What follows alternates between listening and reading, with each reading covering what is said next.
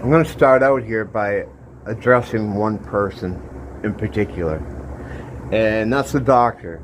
The guy I was talking to, who I was saying no touchy, that's gay homeless bro. Craig is my friend who comes down occasionally. He did some videos with him about a month ago. He was the guy that I got into this whole demon thing with when they were going after him in 2017. We did a video not too long ago explaining some of the background on that, and we're going to do more. But yeah, I was trying to tell you in the comments, those are two separate people.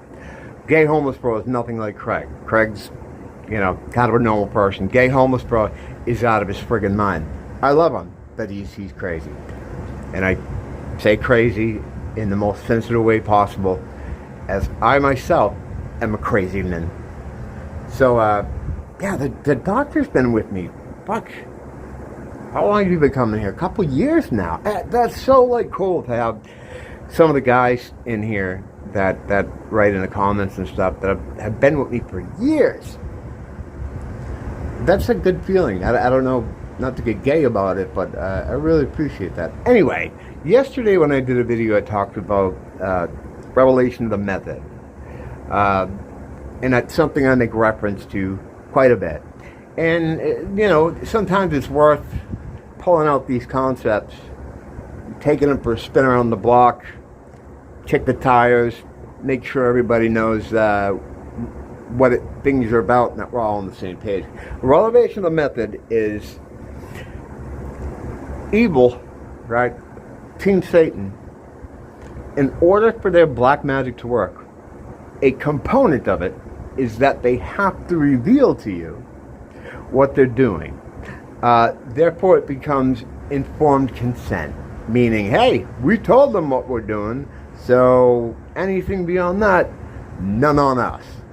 It absolves them of, and not just absolve them, a lot of people get that wrong about it. Like, well, it's a cosmic karmic thing. In some sense, sure. But in the, I think more urgently for them is that it's an actual component of their spellcraft. I always say, like the cartoon witch, got to get an ear of newt, a batwing. These are components, these are ingredients. One of the ingredients is to reveal what they're doing. They always tell you what they're doing. And that's why it's always funny when people are like, you know how many people would have to be in on it? No one's in on anything. It's all out in the open. Everything. Nothing is hidden. It's just where and how you look. And what you're going to allow yourself to take in. Some people just block things out. They don't want to hear nothing, but they always tell you. Pizzagate, which came along because the Hillary Clinton emails were linked, of the whole rabbit hole that led to a whole thing. I think even Pizzagate was purposely revealed.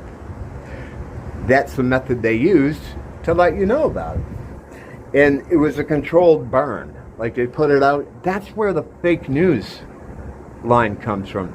John Podesta, like the next day after this thing blew up, the whole Pizzagate thing, was on a talk show. He was doing an interview. It wasn't a talk show. It was just him and another person. It might have even been like a 60 Minutes thing. And he was describing all of the information that was coming out as fake news. He's like, that's fake news. It's not real. You have to go to sources. And I'd never heard that term before. It's like, fake news. Wow.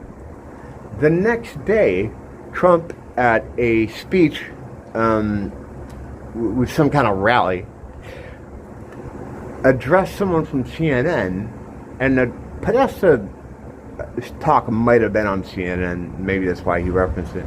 He was like, you are fake news. At the time, I'm thinking, wow, that's pretty clever. He turned it around on them. No. They just wanted to roll out that terminology. Trump lets all the people on the right hear it, know what it is. Podesta let the people on the left who watch CNN, and they know he's Hillary Clinton's campaign manager, he let that side know. They put these terms out there they want you to have. I remember when Tom Brady mentioned ISIS. It was a post-game thing. And he gave a really awkward answer that ISIS was shoehorned in to. He was like, yeah, this, it's important, but it's, there's real things going on in the world, like ISIS and stuff. And I'm like, that's really awkward. They had to put the word ISIS out there, the terrorist organization that is basically them. They're all the terrorist organizations. Whatever, that's another video. But he got a lot of people for him saying it was the biggest name in football at the time. Still, even though there were hotter stars at that time and guys playing better, he was still someone everyone knew. And he put the term ISIS out there. And I said, wow, that's one of those things where they want to add a term to the lexicon. And he was tasked with doing that. He did it in the most ham-fisted, awkward way imaginable to me, because I look for the stuff that I know about a lot of the stuff, and a lot of people don't know about a lot of stuff, so they just kind of take that in, without having a second thought about it. But they do this, so fake news was born out of Pizzagate. Now, the way they do things, in my opinion, is they figure out what they want first. And then they work backwards, creating the situations and laying out their plans to, what's that word I can never remember, retrofit, no. Do I have to stop for a minute and figure out this word? This word always gets me. Reverse engineer, thank you. Reverse engineer the environment, situations, so that it leads them to what they want. And that's how they do things. They work backwards all the time with everything. Satanic doctrine, everything's got to be backwards. The mirror, our greatest ally is actually our greatest enemy. Anytime you want to know the truth of something, if you hear like a saying a lot, or in the media, or just even some of these old, alcoholisms that you hear, water under the fridge, or something like that. Get two birds stoned at once. These old sayings, I'm joking, of course. But what I'm saying is when you hear stuff a lot, right? And they want you to hear it. They want you to get it. You get things through repetition. Always take these sayings, words, terminology, and reverse them. And that will give you the true meaning of what they're trying to get across to you. Okay? Not that they're trying to get across to you. They're trying to get the inversion across to you. But if you want to know what it is, for real, that they're trying to get across to you, you know what I mean? They're trying to get the bad thing across to you. They're kind of both bad. Am I train wrecking here? I'm not train wrecking. I just don't know how to say it. Flip it. Whenever you hear something a lot, flip it. So anyway, revelation of the method, it's in everything. It's in all this stuff. They always tell you what they're doing. Now, they don't have to, there's no rules, right, on how they tell you. There's no, outline they have to follow to deliver this information. You just got to put it out there. It doesn't matter the methodology, so that's why you'll see a lot of things in TV shows and movies. As long as they tell you, then they get your informed consent, because in their mind, it's cheating, right? The whole thing's cheating, because in their mind, it's like, hey, we told them if they still want to line up and get this medical procedure, that's on them, because they can't do anything to you without your permission. They can't do anything to you spiritually without your permission. Now, of course, in this real world, physical realm, if they want you, they can kick your door in and they can come and get you. But in the spiritual realm, where things are much more important, even though you don't seem it now because you're not seeing it, you're seeing what's in front of you right now, they can't do anything to you. You have to invite the vampire in. It's just how it is. So, Revelation of the Method, I was just thinking about some of the different ways that they give disclosure on things. And I thought of a funny one. It was through the band Killing Joke, who I'm a big fan of.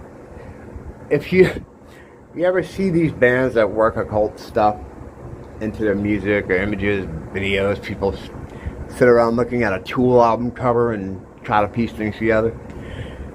Killing Joke is the most blatant of all these bands. They're all magic users. They're all magicians. And they work with any kind of magic. You know, they're not left-hand path or right-hand path. They're two hands and both feet, these guys, in my opinion. And in the very early days, starting like some of the very earliest interviews, they would tell you or talk about how their roommates where they were living works for the Tavistock Institute. Now, the Tavistock Institute is this brain trust, this think tank that the government has that comes up with all of this kind of subversive stuff that they can then work into society.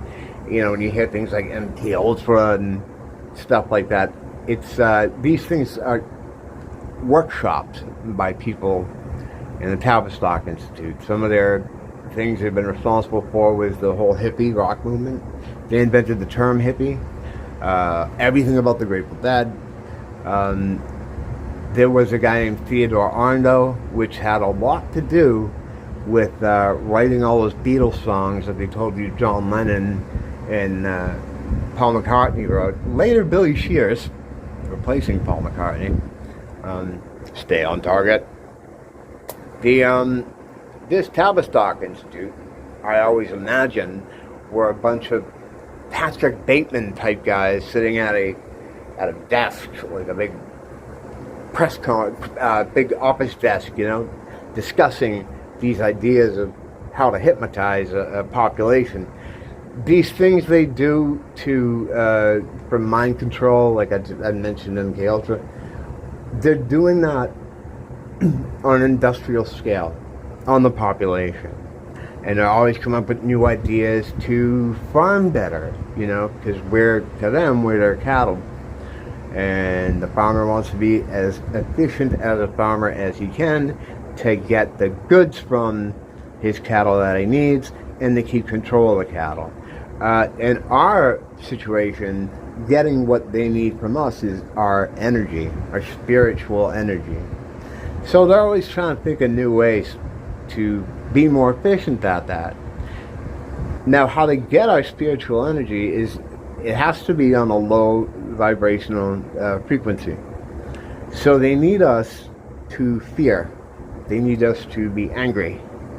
They need us to worry, be depressed. They need these low vibrational feelings that humans can have. They can't do anything with high vibration. Laughter, can't do anything with it. They can't transmute it.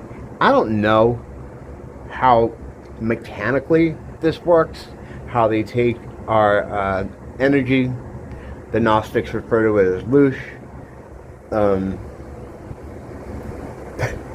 When I just said the Gnostics, for some reason I just thought of a fucking post-punk band named the Gnostics, and their whole story unfolded before my eye. Because when I said it, I'm like, it sounds like you're talking about like a group of people. The Gnostic doctrine. So they draw this stuff from us. They sap up our energy. They eat it, basically. They transmute it somehow, taking it from us to feed off it, and in turn using the power they get from us to then create this world, or help to power this world. We're the ones that actually create it.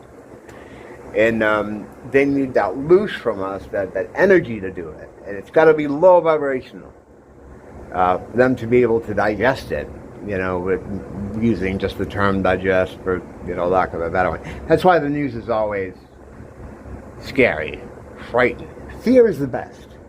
Fear is the best because you're the most vulnerable when you're afraid. You know, depression's good, anger's good, sadness is good for them. But with fear, they can get you to do almost anything.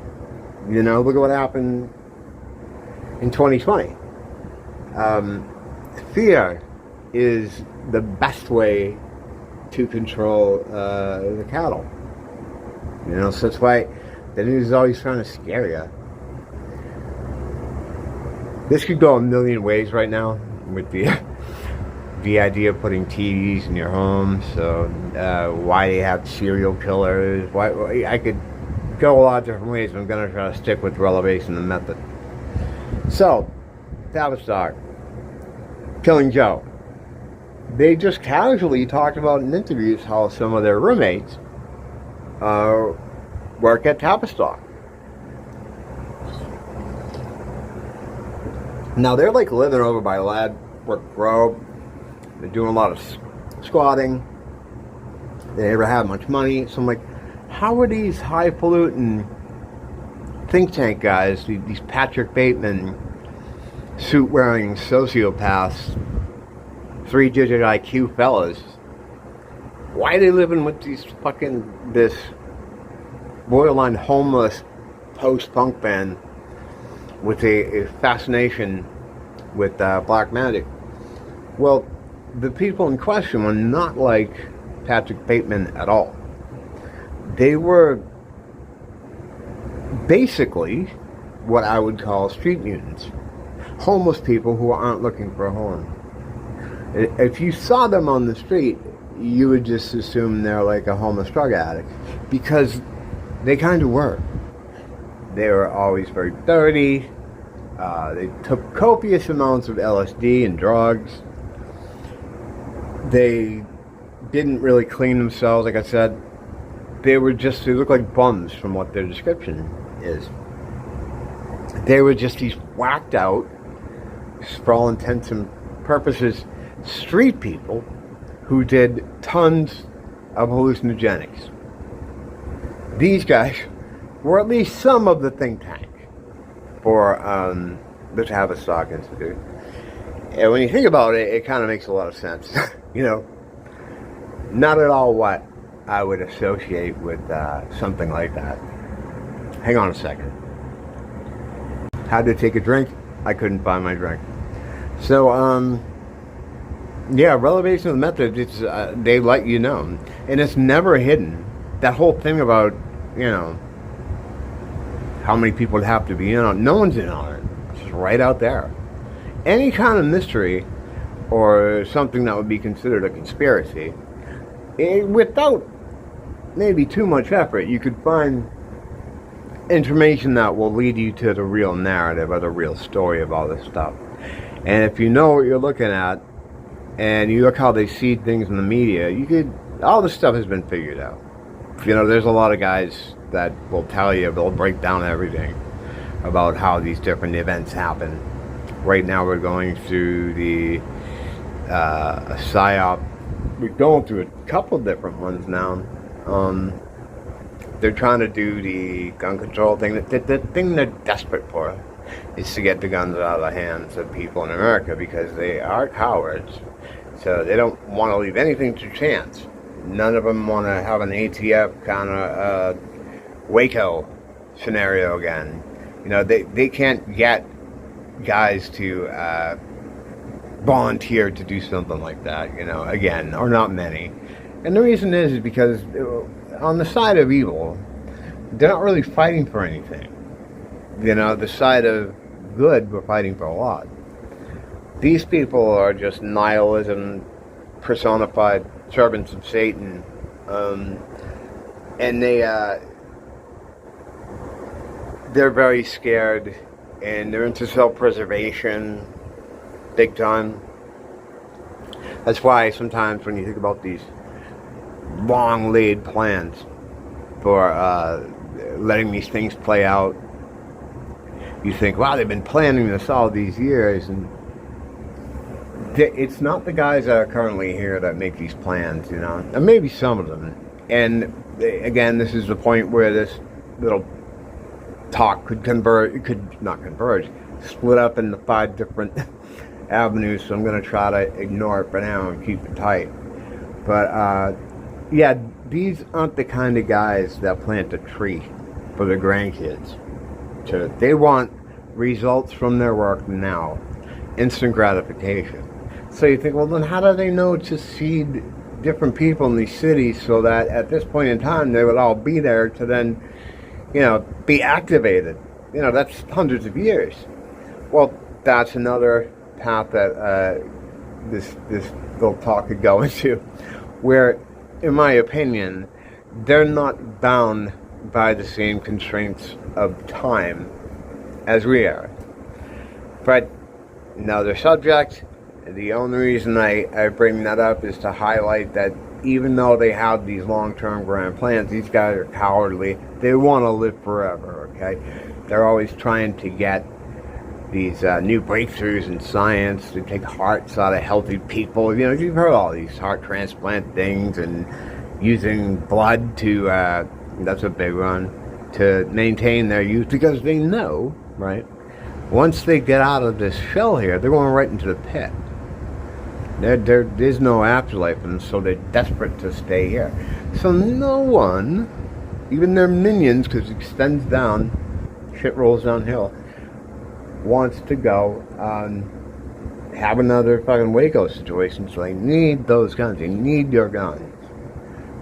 If we gave them up, or somehow something happened, and I only say this because this is what these current psyops, I think, are all heading toward. All these, like the Charlie Kirk thing, the ICE shooting, the, a lot of the stuff they've been doing lately with guns is to get the guns out of our hands, because once they're out of our hands, we're basically England. And then we're on our knees. Then we have people come into our houses to take us away because we viewed a meme. I saw a girl get busted for that the other day, get arrested for just viewing a meme. It was in her history. They could see that she viewed a meme. Didn't even write it, didn't make it, just viewed it. That's fucking crazy. It's like Minority Report meets Big Brother, any kind of Orwellian story, you name it. That's the situation they're in over there, because they don't have their guns. Once the U.S., if they could get the U.S. to heal, then it's game over. So we have to hold on to those, just because it keeps them away. Now, for people that are pro, they want more gun control because they think it'll stop all these shootings. It's hard because all these shootings and incidences, in my opinion, I don't know. A lot of people that come here probably already know they're a problem solution kind of guys. So they create problems so that they could give a solution to it, and then the solution creates another problem for you, not for them. So say we give up all our weapons, they probably would stop all these shootings and stop, because they'd have no reason for them to exist. They would have no reason for these things to happen, And it wouldn't stop the criminals from having guns, because, street gangs don't fucking go through the proper channels to get a gun. It's not easy to get a gun. Especially last time I went Vermont, it was in the 1990s, and I was going for a concealed carry. It's a lot of steps, a lot of bullshit. You can't just walk into a store. They always say, oh, you can get guns at Walmart. Not really. That's not how things work. So by taking the guns away from law-abiding citizens, who aren't usually the people that are out there murdering, the only thing it would help is for them to be able to corral us easier. And then there's people like, wow, the kid, he got the gun from the parent. If the parents didn't have it, he wouldn't be able to get that gun. Like, that's kind of, I think, is probably their most, it's probably the best argument. But even with that, it's like the bad guys will still have guns. You know, because the bad guys, a lot of, speaking of street gangs in particular, are part of the man's army. These people are on the side of the government. I talked about that a lot lately. So it doesn't help anyone to surrender our weapons to our government. There's a lot about that too that I could go into, but that's the problem I have. Sometimes I start talking about something, and it's like when I start talking about one thing, in my mind I see all these doors opening. I could go down, open any of these doors, and go into these fucking concepts and do another one of these on it. But I'm going to wrap it up for now. I just wanted to touch on revelation of the ethics. I've mentioned it a few times, and I'm not sure. I want to make sure everybody knows what it is. It's part of their spellcraft. They have to tell you what they're doing, because if they tell you what they're doing and you don't object to it, well, then you've consented to it. And they don't have to have any particular method of delivering this information to you.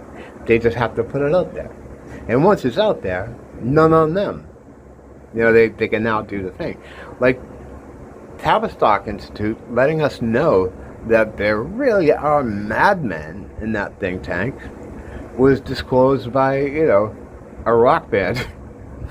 That's how they disclose that. Again, it doesn't matter how they do it. They just have to do it. So I'm going to wrap it up here and do some more house cleaning. But, yeah, that's it. Thanks for popping in. Hopefully see you soon. Till next time, don't blame the teacher. Blame the school.